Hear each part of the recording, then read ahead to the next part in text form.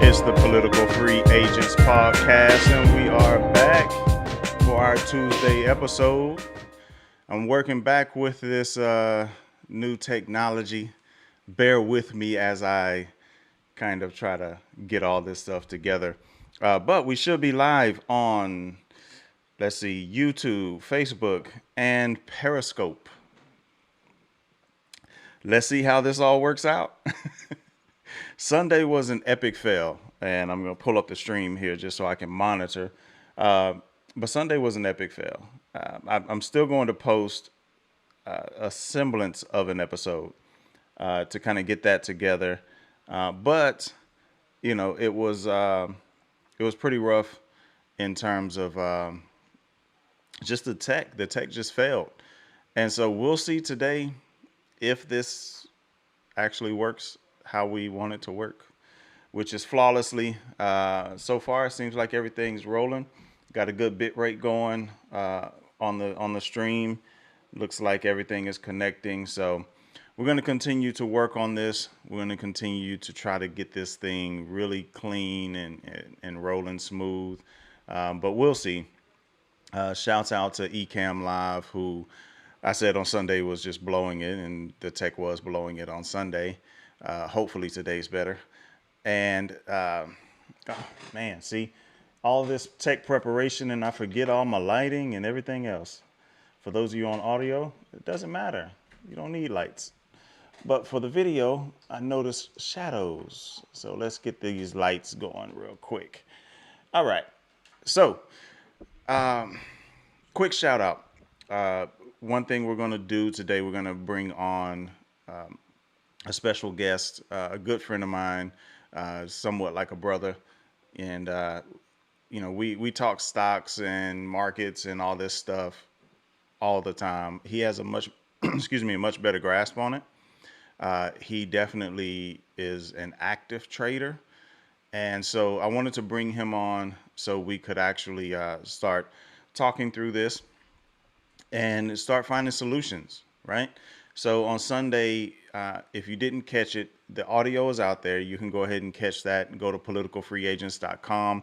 You can get it anywhere podcasts are. So the Amazon, excuse me. Well, yeah, Amazon's too. So Amazon Music has podcasts now. The Google Podcast, it's on Deezer and everywhere that you can get podcasts, basically, it's there. So just jump in your podcast app, look for Political Free Agents, and it should pull up for you. But we talked about how to kind of navigate this these changes, right? We have these repeated situations, right? If you think back, so I'm 40, and in my lifetime, things I didn't know were in the 80s we had super high taxes, and then we saw inflation go through the roof, and this was all, you know, like the debt went bonkers under Reagan. Like it just, you know, the idea of conservative presidents in my lifetime doesn't exist. None of them have been conservative in my lifetime on either side, the Dems or the Republicans. And then you basically had Clinton had, I'm hesitating because I don't want to say it incorrectly, but he had us flipped to where we actually had a positive debt scenario. We weren't out of debt, but the budget was basically working in a way that we weren't in a recession. We were in the black and we could start paying them things down. Highly doubt if it stayed that way, we would have ever done that. I don't believe that one bit. If he was still in office for more than 8 years, or if there was another Democrat that came in, it wouldn't have mattered. Bush comes in and just completely obliterates the debt by just tossing money to the wind for a war that we fought in a country that didn't have anything to do with 9/11. So, and we're still in that war, right? So we're still, you know, dealing with a bunch of troops over there, and you know, it's just a constant There are no dead hawks. I'll say that. They're acting like they want to be dead hawks now because Biden's about to enter the Oval. So now the Republicans are like, we care about the debt. And yeah, right. No, you didn't, because they let all the stuff happen under Bush, right? They all approved of it. Obama comes in, debt skyrockets it because he's trying to get us out of this recession that we're in because of the housing bubble. So that happens, and then and of course still in war, still pumping money into the military industrial complex. I'm still pushing all of that, right?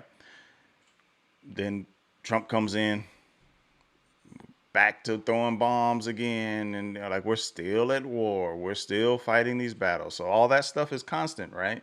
That stuff has not stopped. But now we hit COVID and we hit another massive recession, which my glasses are dirty as all get out. Which, if you were not just alive, but if you were making money and trying to survive in 2008, 2009, I think it would be safe to say this recession is a little worse. Not for everybody. I'm not saying that your situation is worse now than it was back then. But I mean, in terms of the longevity and the approach to it, right? So in '08, it was different because it was a housing bubble. They ended up sending out stimulus checks, I believe, once. I don't recall specifically, but they sent those out once. And then the market kind of started correcting, and then we went on a 10-year run, right? Cool. That's all well and good. But now we had the economy shut down for 2 weeks in March and completely obliterated the economy. Huh. Okay, a little hyperbole there, just a scoonch of hyperbole. And so, it's still now a high numbers, like we discussed on Sunday. It's high numbers of people applying for unemployment. So when those sort of things are happening, and they're happening on such a massive scale, and for such a long time, I mean, we're 9 months in, and we still are looking to get people, another stimulus check. We're looking, well, not we, politicians are talking about trying to cancel rent, trying to cancel student debt, which would help, by the way, in terms of monthly payments. If you can save somebody two, three, $400 that may not have any more forbearances available, it could help for sure. And once you get into those situations, every dollar counts. Thinking about the people's credit rating during this time, right? Just thinking about how far down the people's credit ratings have gone because they're facing, massive amounts of debt piling up, foreclosure potentially, all these things are happening. And you look at it and it's like, in my lifetime, I've lived through two recessions, two bubbles, the dot-com bubble and the housing bubble. Again, I was 1 to 10 between 80 and 90. So, I wasn't as privy to the financial issues that were going on then. But you had a whole bunch of issues with like the savings and loan scandals and all these sort of things. So there were things going on in the 80s, 90s, kind of had a little bit of smoothing out somewhat, not really. And then the 2000s on, anybody that's 20 or less has never lived in America where there wasn't a war. So why does all this matter? What does it all mean? Like, what's the point of all of this? And for me, the point is you can't depend on government. You just can't. So we have to find ways to go around to not deal with the government, right? Not to depend on them. It's definitely easier said than done. I've been completely dead broke in the past, and I would have, if that was right now, I would have been sitting here put out looking for whatever I could to just try to make ends meet, right? So none of this comes with judgment. It comes from experience. So my experience of having gone through all of these financial struggles and having have dealt with a recession and being, in a position where I wasn't sure, am I really going to be able to make it out of this? I started to kind of wake up, and that's kind of, I've talked about this in the past, that kind of awakening, maybe about 2013 or 14, when I realized there weren't going to be a lot of broad sweeping changes, right? 2009, I was very disappointed in Obama because he gave so much money to the banks. Remember, Occupy Wall Street, all that. If you weren't around then, Google it. Like, if you were too young to care, Google it. Look it up. It was a very tense time where basically the people were rising up, and like, you can't keep bailing out Wall Street and leaving Main Street alone, where Main Street is us, right? It's a big uprising sort of movement, and we still bailed out these banks and just gave all this money. And I don't remember what bank, but one of the banks got some billions of dollars, and they ended up giving their CEO his bonus, which was like, I don't know, 10, 20 million or something ridiculous, which completely made everybody just go through the roof, right? Now, granted, the corporation agreed to pay this man, right? Like, they agreed, we're going to pay you X dollars. We're going to give you a bonus if you hit X marks, right? Well, at that time, it's it's just not the right time when so many people are losing their jobs, losing their housing. Like, people, and they're their customers, right? It's a bank offering mortgages who are foreclosing on people and giving their CEO millions of dollars in bonuses, right? Very, very, very tense time. And that really bothered me, right? I was there for hope and change. I still don't think Obama's everything he did was terrible. I don't think everything Trump did was terrible. But I was highly disappointed in that move. In about 2013 or 14, he was into his second term, and I just started realizing this game is a little bit different. It's not what I thought. I thought it was the president that I was electing that was going to get all these things done. Nah, people need to flip it. They need to reverse it and Missy Elliott songs coming to my mind. Now I can't get it out of my head. They need to think about who is actually setting these things in motion, and it's Congress, right? Obama wanted to do, let's just pick whatever, XYZ. The first 2 years he had the presidency and Congress. After that, it was 6 years of Republican Congress, Republicans controlling Congress. There wasn't a lot that he could really get done because they were blocking him. Mitch McConnell just came out a month ago, and he was on Sean Hannity. You can look up the video. And Sean Hannity points out that Obama left all these seats open, and kind of putting it in a way of like he didn't do his job. Like, he left these seats open so Trump is basically filling him because that's his failure. And Mitch McConnell says, oh, he couldn't fill them because I was right there to block him. Something to that effect, right? He said the quiet part out loud, basically. He wasn't supposed to tell people in that setting that it was Republicans who kept Obama from doing that, because they were trying to paint it as Obama failed to do it, but he was blocked, right? Now, not everything was on the Republicans. It wasn't. He made decisions to drop bombs and do all these things, right?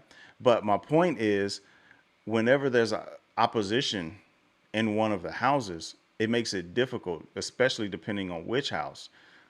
If it's the Senate, it makes it really difficult, to get certain things passed. And depending on if it's you know, how much of a majority they have, and all these sort of things, right? All these things matter.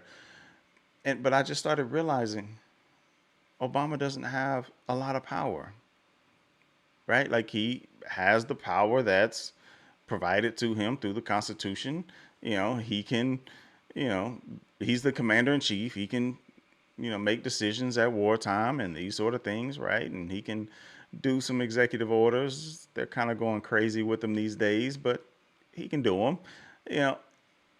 But Congress, they're the ones setting the budget. They're the ones right now holding up a stimulus check.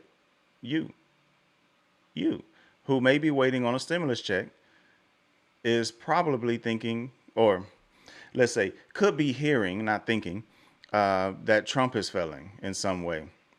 You may be hearing about Congress, but they're probably pinning it all on the Republicans because they're the ones in power in the Senate. But it's not just them, right?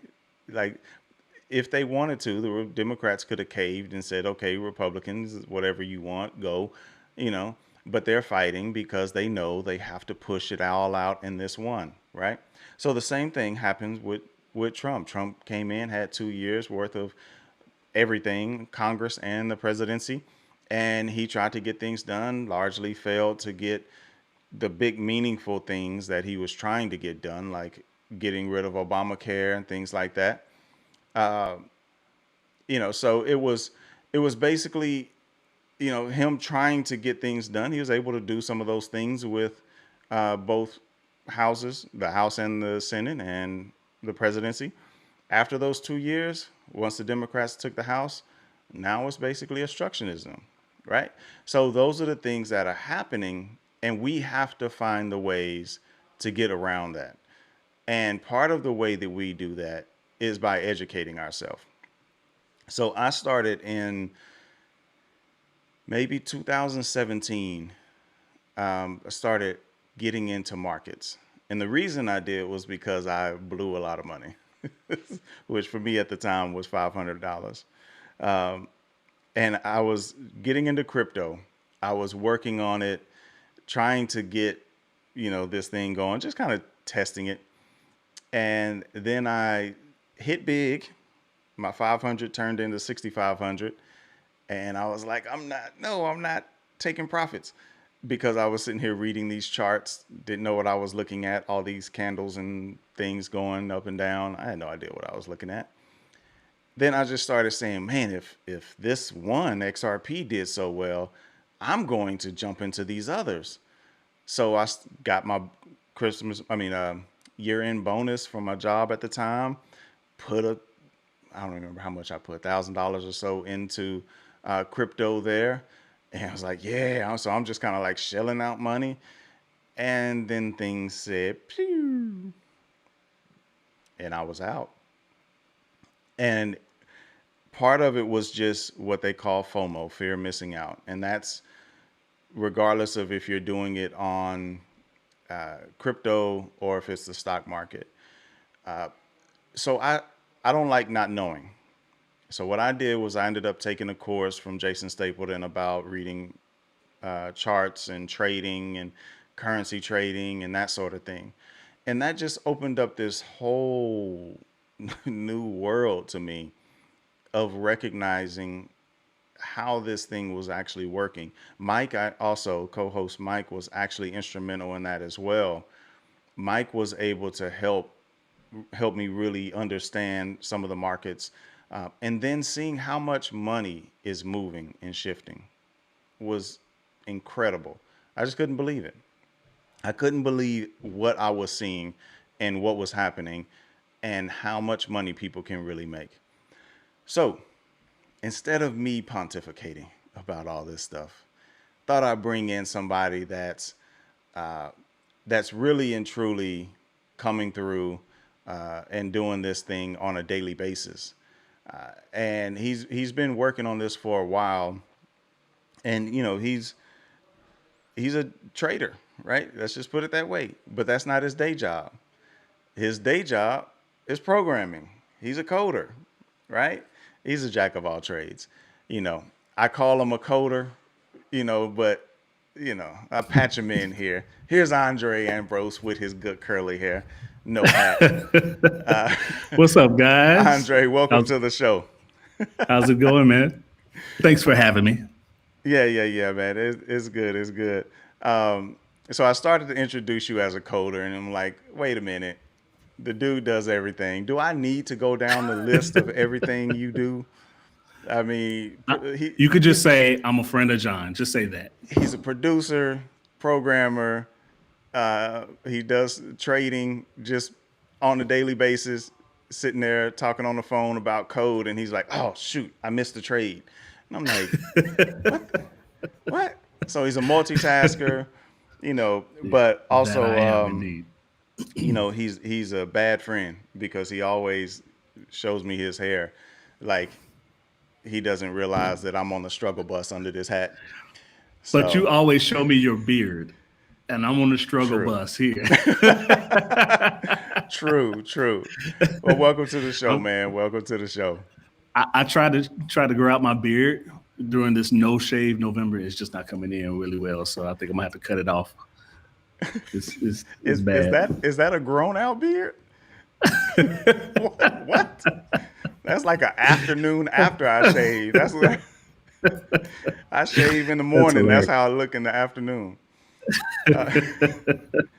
So, man, you jumped in, and I believe you're able to catch part of what I was saying there, just in terms of like my journey here.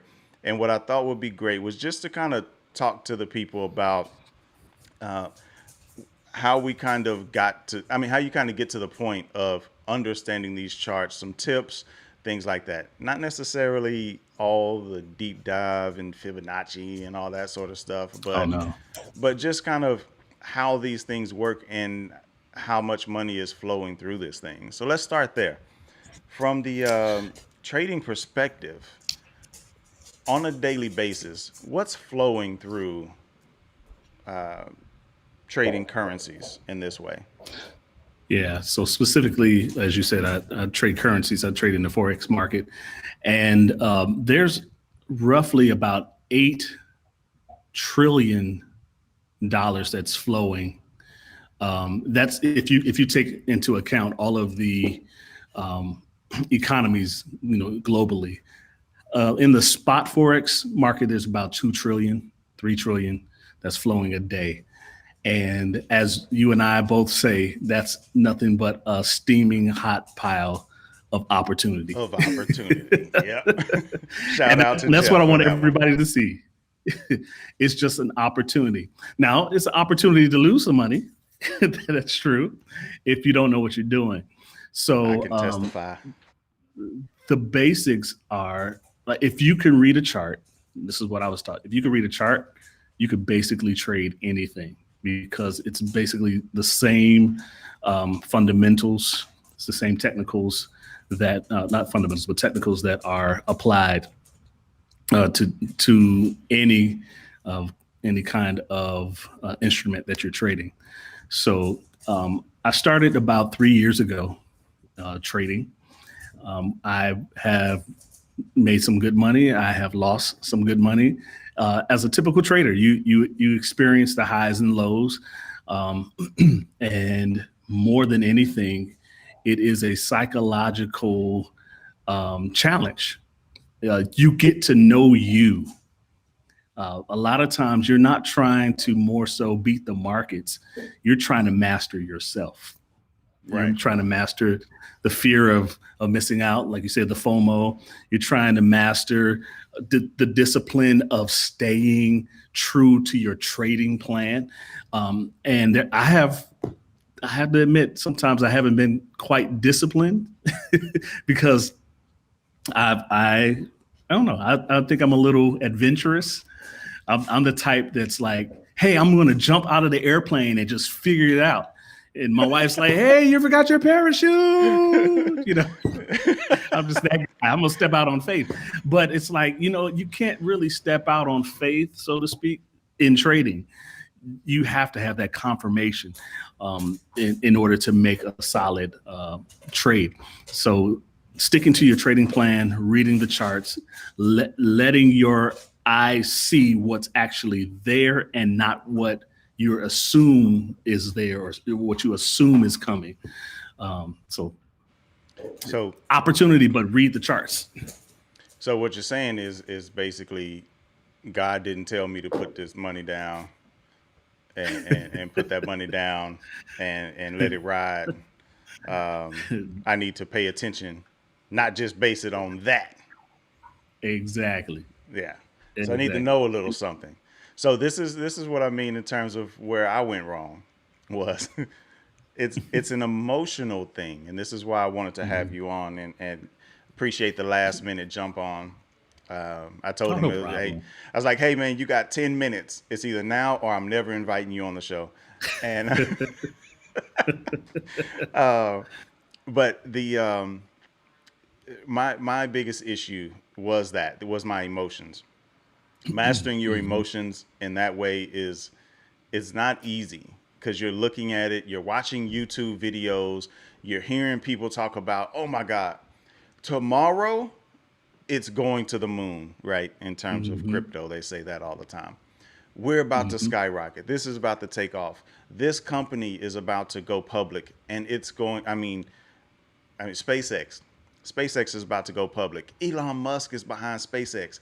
You have to put whatever you have in your savings, put it on SpaceX, right? Like those sort of things. You hear these things constantly. And as much as you may think it's not impacting you, it does get to you. It is.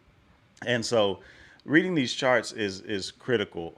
It really gave me the confidence to be able to look at a chart.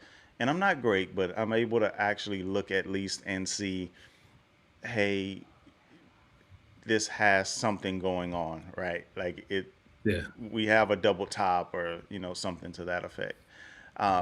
So in terms of resources, I know one that we've talked about before was baby pips. What are some things people can do like to get started to gain that knowledge? Well, I'm glad you asked. Well, someone in particular is about to post what? I just threw the lob for you. I mean, nice you gonna come through? Man. I don't know. You are a Bulls fan. Y'all ain't used to catching many alley oops lately, so we just gonna leave that one there. I'll get you back. That's why you guys don't have Harden anymore. But but I digress. Really? So I'm developing. I'm developing a course, a Forex course. Actually, been training a few of our colleagues. They've asked me to teach them some trading. So I've done some courses for them, some classes for them. So I'm mentoring them, and that kind of scratched the itch that I have to share the knowledge that I've acquired over the years. One of my goals is to help others go further faster.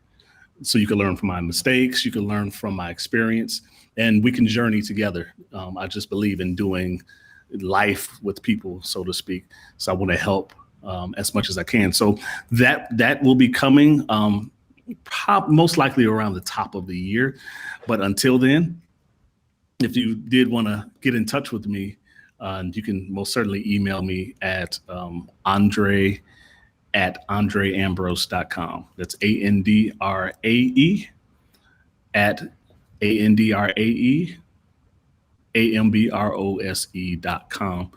And we can correspond from there. But the thing I do want to encourage everyone to do who's interested in trading is to find a mentor and stick with that person. It's so easy to go online and get confused because everybody trades differently. It's like coding. You can go and learn coding techniques, but everybody codes differently. So in order to fully grasp and make traction, it's best to just learn from somebody who is successful, who has a successful or a good track record. Learn their methodology, and then you can begin to improve on it. You can begin to make it your own, things of that sort, because you are more focused. Your focus is streamlined. It's not learning Fibonacci and then learning the RSI and learning all of these different indicators.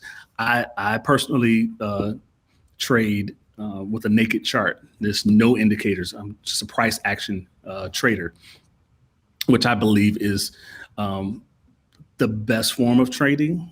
Some people would, argue what works for you works for you, but I see indicators lag, so you may not get the best entries that you could get if you're not trading price action. So I do recommend, like I said, just getting a mentor and sticking with that person. Right. Yeah, that's true. And I can tell you from all the stuff that I've watched, everything that I've viewed, you tend to get people who are like just bent on, hey, what's the RSI and all this, and that RSI part I've never learned, because once I started talking to you, I was like, dude, what is all of this extra stuff?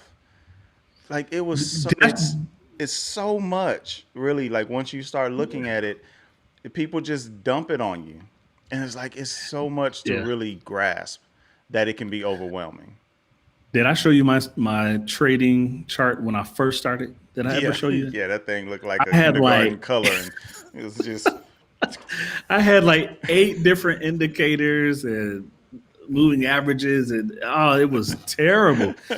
And honestly, the way that I was initially, taught was like this had to be across this line, and this one had to be over here, and this, and the moon has to be, right. in the southern hemisphere. Yeah, It was just be in the right crazy, and phase. Yeah, yeah, it's a so lot, I man. got frustrated, and I was like, you know what? Let me just strip all of this. And I heard about naked trading, and just started looking at price action, looking at the candles, how they're forming, and getting entries off of the candles, that the stories that they're telling you. Right, and by entries, where you actually start the trade, or go Mhm. into the trade, and so the some of the terminology, just to understand as we go.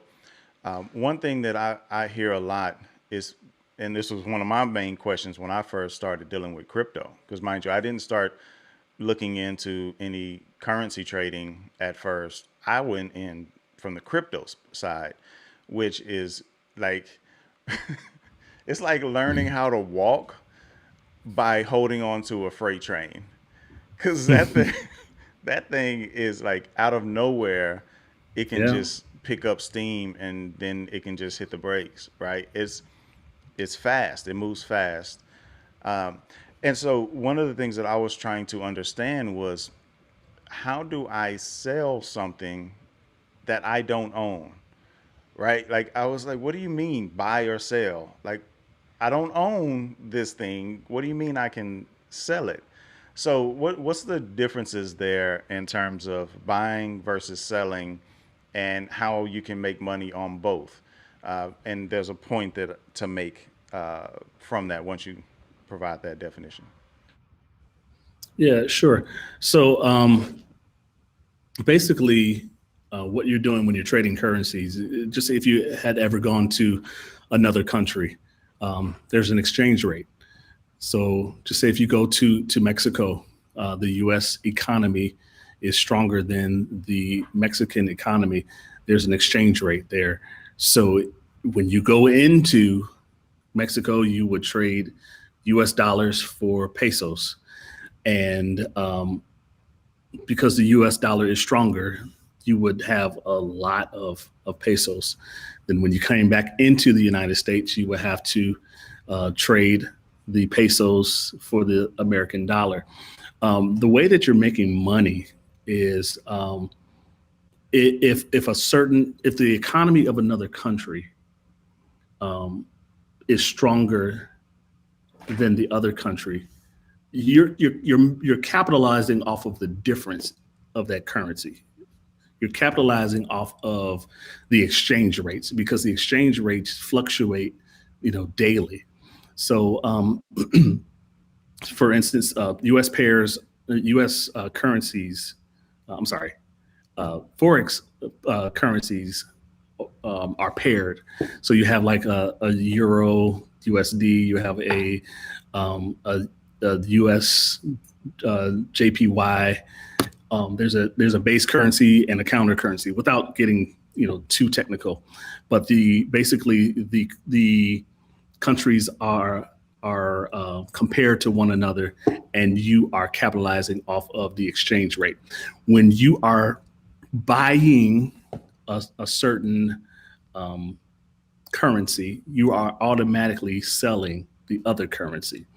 So for the euro USD, for instance, if you are buying the euro, you are automatically selling the the United States dollar.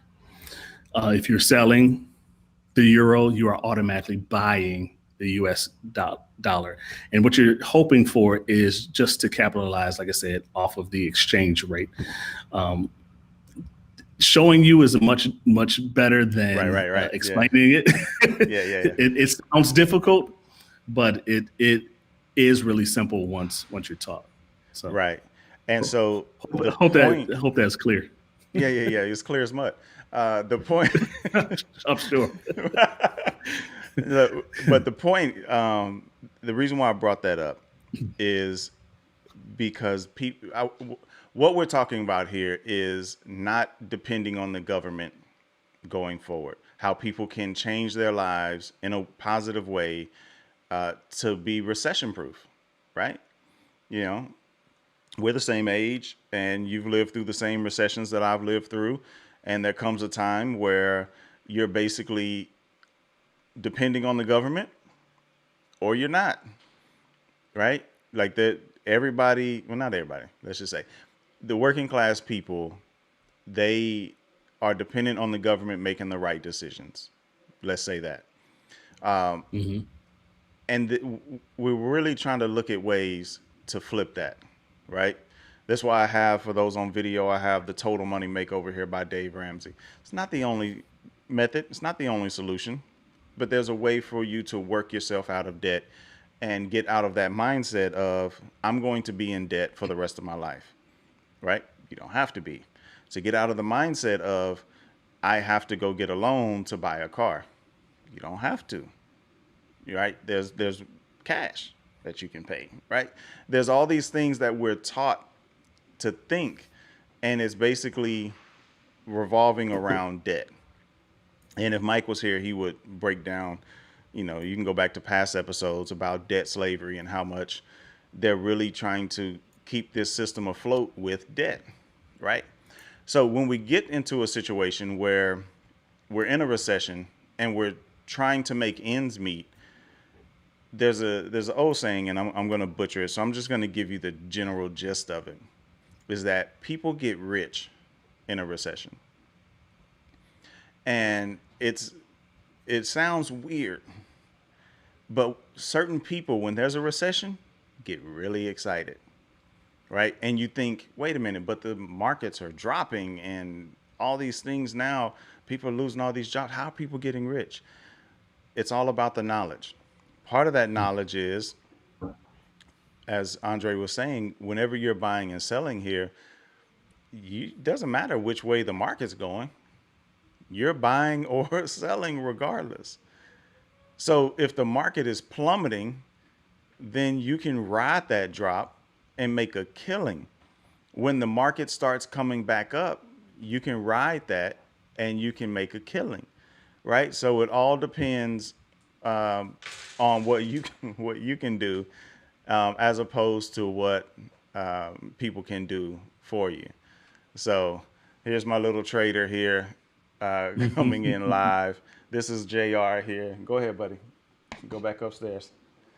All right. So what we want to do is basically get out of the position where we depend on the government. And one of those things is by making our income recession proof. And this is one of the ways here, right? So, Andre, from that perspective, how can we, what else can we do in terms of getting started on going down this path? So getting started, basically what I did was save. Well, first of all, I opened up a demo account just to understand how to trade, look at the technicals. Just those were my training wheels, the demo account, and then I started putting some money into a real account and traded, small positions, just to get the feel of making real money and losing it as well.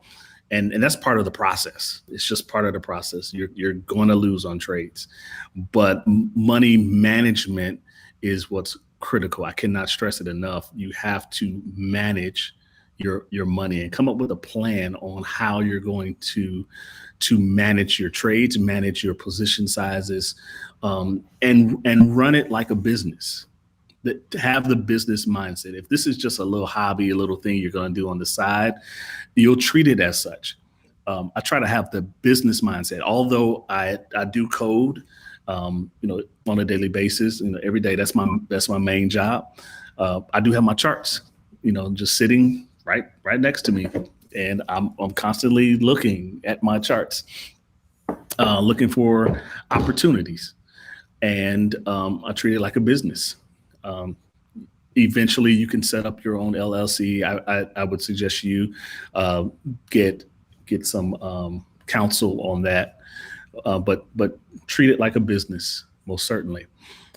Learn the charts, learn your instruments, study, study, study. I have put a lot of time, a lot of hours into just reading the charts, back testing, understanding what I'm looking at, understanding the markets. If I'm trading the Euro USD, I need to understand about the European markets. If I'm going to trade the yen, I need to understand about the yen markets, what's going on out there. So you want to become well versed in the fundamentals, which means knowing about the economies, knowing about the politics and how they affect the economies. And you also want to become well versed in the technicals, and that's learning about the charts and how the candlesticks form and support and resistance and things of that sort. So it may sound like a lot, but there's a system to it. And I guarantee you, once you invest your time into learning how to trade, you have a skill that you have developed for the rest of your life. This is not like basketball, where you only got a good 10 to 15 years on that court, and that's it. Hey, you speak for yourself. I'm on year 27 of having basketball skills. I don't know what you talking about. That's hilarious. I'm good for half court, 30 minutes. That's about it. But Well, it's yes, better than yes, what continue. Nate did in the boxing ring, but I digress. Ooh. Oh, Nate did it for the culture. Oh, Nate, shots fired. Yeah, I think that's critical.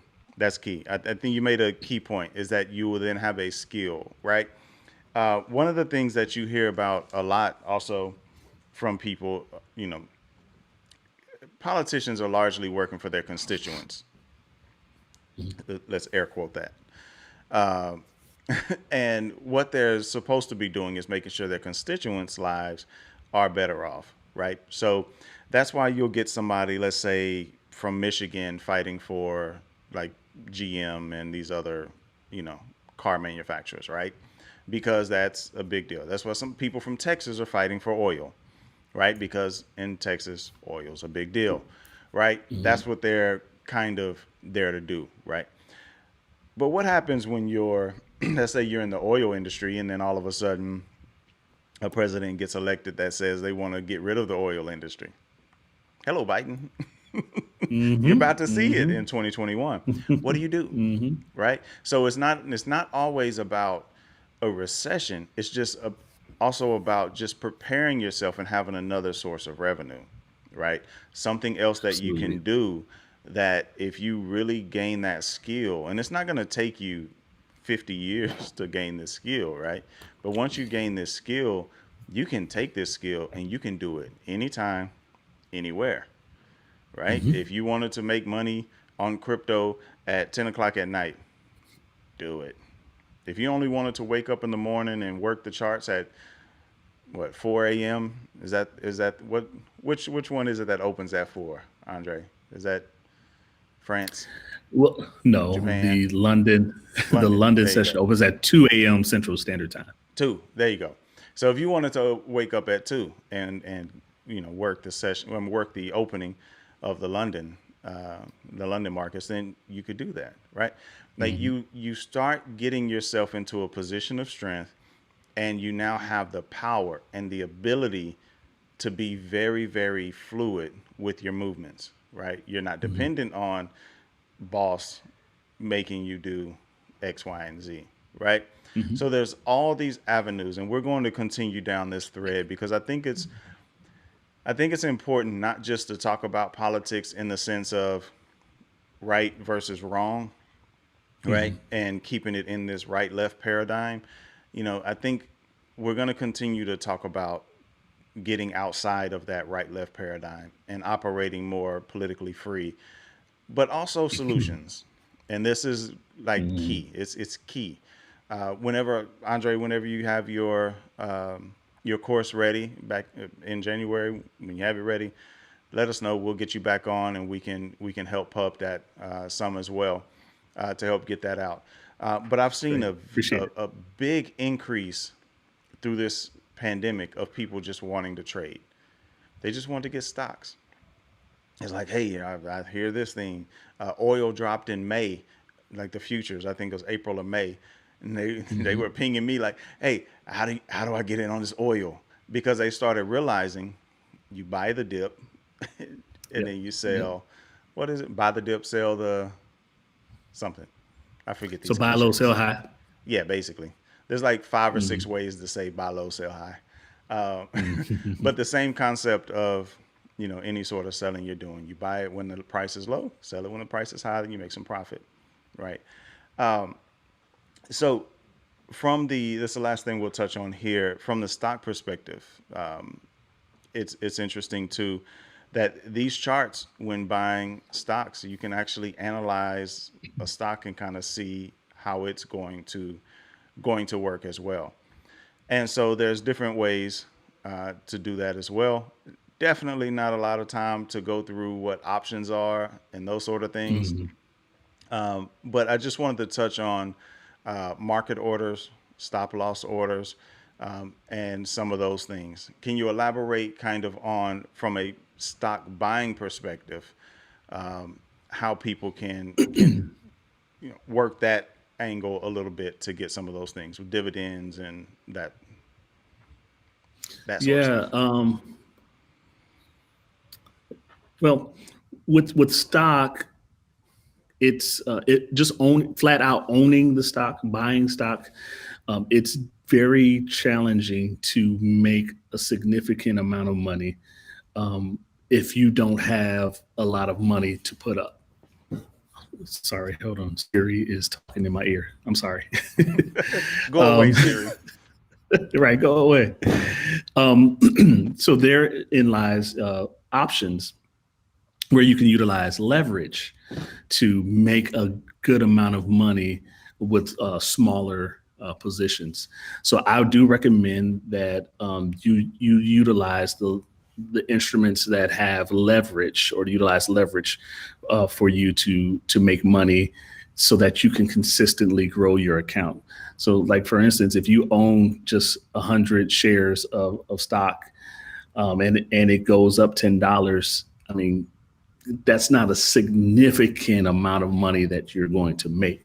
It is a win, but there are a lot of people who are making 10, 15, 20, 30% a day. Not over the course of a year. I'm talking about a day. They're growing their accounts. So that's the power of leverage. So flat out just owning stock, um, when you have a significant amount of money, I believe that's best because now you're working dividends, or if you're building your portfolio, most certainly buy some stock and build your portfolio so that, by the time you get to a retirement age, you can have, 1.5, $2 million in your portfolio, and you can make, just off of dividends, anywhere between 100 to $150,000 of off of your dividends, and you're not doing anything. So that's a strategy, that's a goal. But in order to get to your financial goals a little bit faster, I believe using instruments with leverage is key.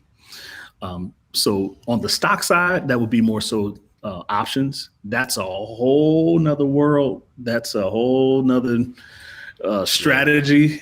It's confusing at times because you have so many different strategies. And that's why I'm in Forex. I do a little options trading, but I have done a lot of Forex trading, and Forex has worked for me. So you got to know what works for you. Works for you. Absolutely. And the dividends on a stock, how does that work? Yeah.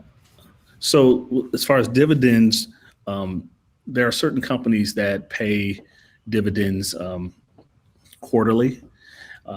Some are like, $2 per share, and some can be $1 per share. So you do want to be in those high valued stocks, those blue chip stocks that are paying more per share, like an Apple, like a Coca-Cola. Even AT&T pays very good dividends, but owning a lot of shares in those companies can generate free money for you annually. It really can. But again, it's where you need quantity in order to make a significant amount. But it's free Right. money. So you kind of have to work the left side and the right side. You got to have this all-encompassing strategy. What it boils down to is, what's your strategy for building a secure financial future? So you got to put some Absolutely. thought behind it and strategy behind it. Yeah, and those are the things that people say the rich keep getting richer. Well, it's because Hmm. they know how to work these avenues, right? They know how to make their money work for them. And Absolutely. there are tax implications and all that Hmm. sort of stuff, right? So that's why Hmm. you should know these things. One thing I've heard quite a bit is if you buy a stock, don't sell it for a year and a day, and that helps reduce your capital gains tax, Hmm. which I think is like, I don't know, 20 something percent or something. It's 15% now. 15. Okay. Yeah, now So that it's Trump's in 15%. office, Yeah, it'll probably go up with Biden. probably so. Yeah, because they Yeah. see, the thing is, and this is what you'll start noticing, is that those sort of things, they deem those things rich people things, right? So for us who are not rich, Speak for yourself. beard, this is the downfall of beard. Beard got in my mouth. So for those of us who are not rich, not like this guy who says, "Speak for yourself." Um, for those of us, we think it seems unattainable, right? Because you think capital gains tax, I don't have to worry about that because that's stuff that rich people deal with. Nah, you can deal with it too, right? If you're buying and selling stocks and that sort of scalping sort of scenario, Hmm. right? Hmm. And so it's one of those things that the system is set up in a way, and just like any system, I don't care what it is. When you learned how to play football, kickball, baseball, it didn't matter. You had to learn the rules, and Hmm. then you learned how to work with the rules. And then once you learn the Absolutely. rules, you could just do what you do, Yep. which for Andre was shoot bricks. Um, So, hold on, let me find the mute button on him real quick now. And cut his mic off before he retorts. Um, so, I think that's important. It's important. To start looking at those things. I mentioned earlier, babypips.com has, some resources that you can go to and kind of pick up some of these things. Andre's going to have his course coming out in January, which I'm very much so looking forward to. And again, pay attention to that FOMO feeling, those emotions, because you start seeing stuff and you're like, I got to get on it right now. Maybe not. You know, Mhm. I still struggle with that. I can't even lie. And here's the other thing: resist those Instagram ballers, quote unquote, who are Oh, just yeah. trying to show how rich they are and how forex trading is just working for them. A lot of them are just great marketing people. Yeah. They, yeah, Yeah. just And, don't get and, and caught up in watch that. out for those, give us money, we'll give you back profit. Give us Yeah, $100, we'll give you back $500. yeah. What? Hmm. Guaranteed. Look out for Something's fishy. guarantees, 100% and all that sort of stuff. Be Yeah. careful of those scams. You know, keep your money and your plan close to your chest in that sense. Yep. But share this stuff out. It's critical that we get the message out, that people start understanding that this is a system that we have to learn. You know, 40 years in, and I didn't start until a few years back of truly understanding this America that we're living in. How is it set up? What is it doing? How do we actually get to the point of managing, wealth or growing wealth, I should say?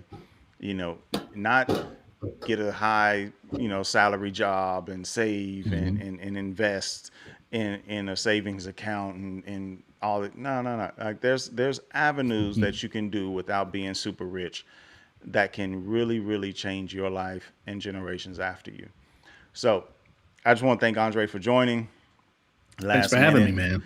man. I know I interrupted you while you were about to eat. I wanted to tell you, but you had a piece of kale like right on that front. Look, you were looking too, did you? Oh. I made him look. He was looking. He was looking. That is hilarious. Yeah, we Thanks are for the having me, political man. free agents. We do this thing twice a week, Tuesday 7 p.m. and on Sunday at 2 p.m. when things don't get in the way. But check us out, politicalfreeagents.com. The software worked, y'all. It blew up on Sunday, but it worked. All the streams were live. Definitely go check it out at politicalfreeagents.com. Let us know what you think. PFA Podcast on Instagram, Twitter, and Facebook. We're the Political